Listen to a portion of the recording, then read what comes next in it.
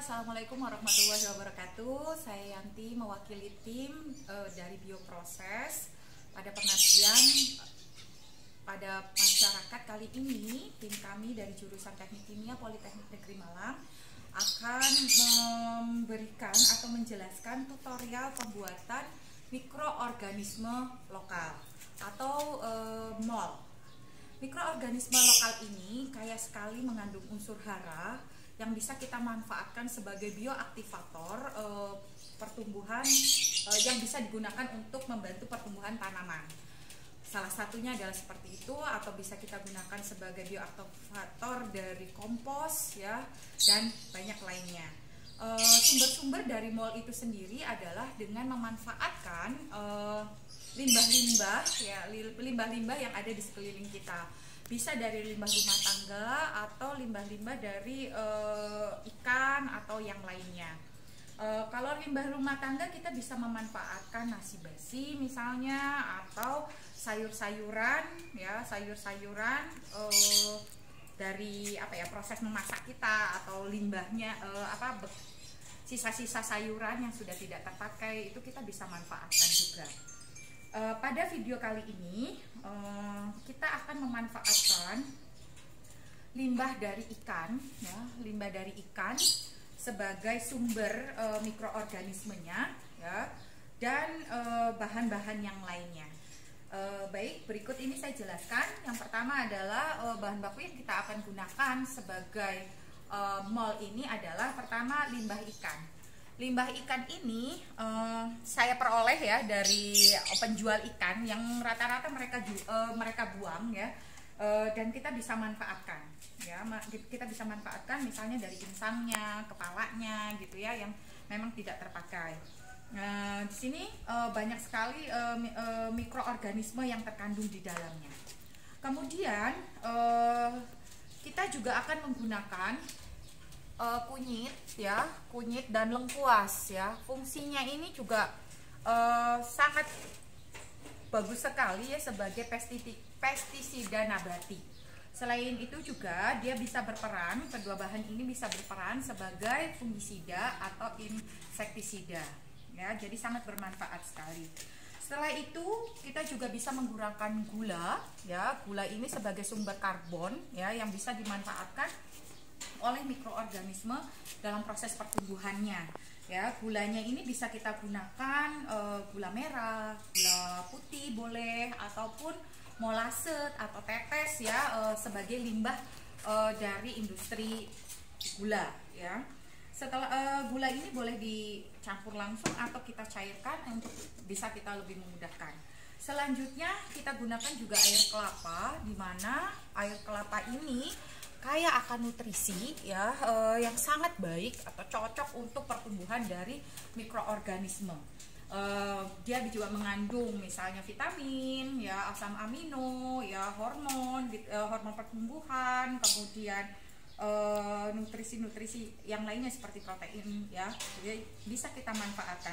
Dan ini juga limbah ya, limbah yang juga dibuang ya, yang kurang sekali banyak pemanfaatannya ya. Ini juga saya minta dari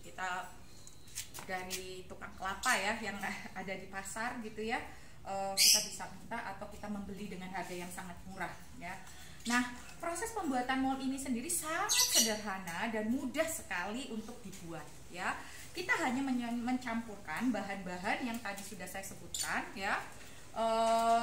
Kemudian kita fermentasikan dalam wadah tertutup dalam kurun waktu misalnya 2 minggu atau 1 bulan. Baru setelah itu kita saring ya, dan air yang ada di situ atau hasil fermentasinya bisa langsung kita gunakan sebagai bioaktivator. Sebagai tambahan, saya juga pada penelitian pada pembuatan MOL kali ini saya juga menambahkan terasi ya. Terasi ini juga kaya sekali akan mikroorganisme, sehingga harapannya nanti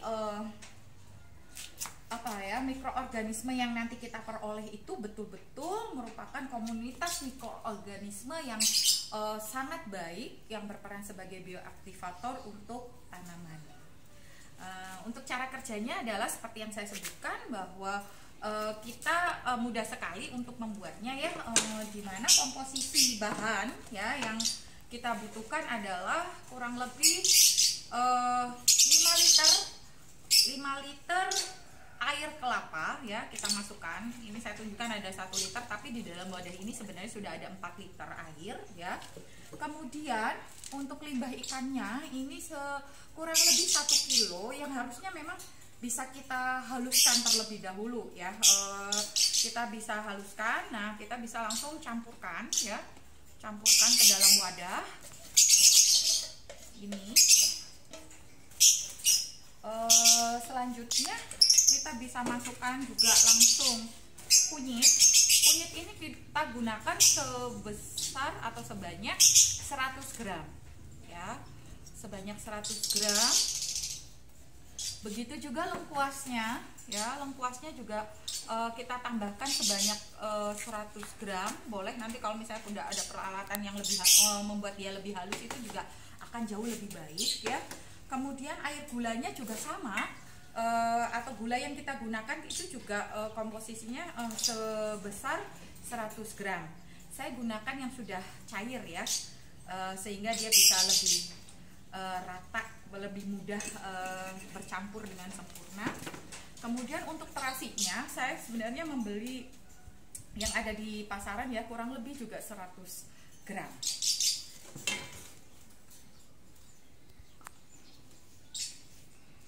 Kita aduk. Kita harapkan bahwa semua bahan-bahan ini bisa tercampur rata dan bisa terfermentasi dengan baik. Sebagai catatan, untuk wadah fermentasinya sangat direkomendasikan untuk mengambil warna-warna yang gelap ya, tidak bening ya. Kenapa ya? Karena itu akan sangat baik untuk pertumbuhan mikroorganisme anaerob ya. Jadi harapannya sebagian besar mikroorganisme yang tumbuh ini merupakan mikroorganisme anaerob. Dan kalau bisa disimpan di wadah tertutup ya, wadah tertutup, kemudian disimpan juga di lingkungan yang tidak terlalu terpapar cahaya secara langsung ya. Jadi kita bisa simpan di tempat yang mungkin sedikit agak gelap ya. Kemudian kita tunggu proses fermentasinya. Nah, ini bisa kita langsung tutup saja, dan kalau bisa kita mencari wadah yang sangat rapat ya. Akan tetapi selama proses pertumbuhan atau fermentasinya nanti akan ada gas yang dihasilkan. Oleh karenanya nanti kita bisa membuka tutup wadah ini paling tidak 24 jam sekali atau sehari sekali ya, untuk membuka seperti ini saja untuk membuang gasnya ya, sehingga tidak sampai memberikan tekanan terhadap wadah yang bisa mengakibatkan ledakan ya, yang mungkin hasil molnya malah akan tercecer gitu ya. Kalau memang kita tidak sempat untuk membukanya dalam setiap harinya, ini kita bisa melubangi bagian atas dari tutup ini, kemudian kita tambahkan dengan selang ya, tapi kita harus yakin dia rapat sekali. Kemudian selang itu kita masukkan ke dalam botol air mineral ya, yang juga tertutup, sehingga nanti gasnya itu akan masuk atau dilewatkan ke dalam botol mineral itu. Nanti akan saya perlihatkan bagaimana tutup yang dimaksud yang cukup aman untuk mengeluarkan gas yang ada dalam wadah selama proses fermentasi. Demikian proses pembuatan mikroorganisme lokal yang memiliki manfaat yang sangat banyak ya, dan kita bisa produksi sendiri di rumah tanpa harus membeli mikroorganisme yang ada di pasaran gitu ya. Seperti itu, semoga bermanfaat dan selamat mencoba. Assalamualaikum warahmatullahi wabarakatuh.